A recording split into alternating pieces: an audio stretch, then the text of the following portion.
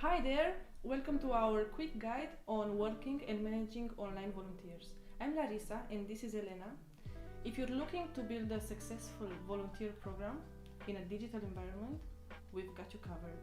Absolutely. Managing online volunteers requires a strategic approach. The first step is recruiting and onboarding.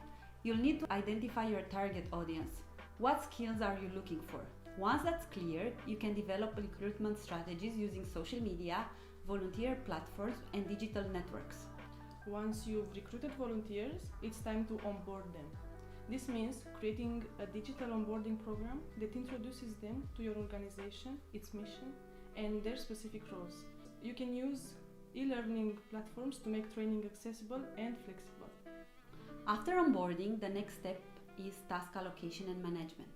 Define roles clearly, then use a digital system to allocate tasks based on volunteer skills. Make sure to track their progress with performance metrics to keep everyone on the right track. Communication is crucial when working with online volunteers.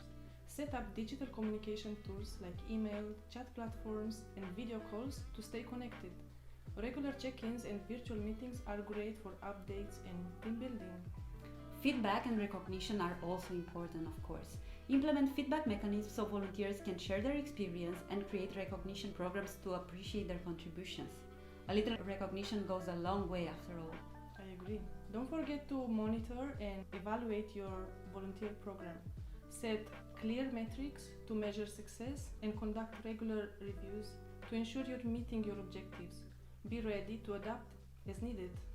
If you want to dive deeper into this method and learn more about practical consideration and ethical consideration of it, you can read the attached document. Also, you can always send us an email or read the entire page of the Youth All Inclusive project.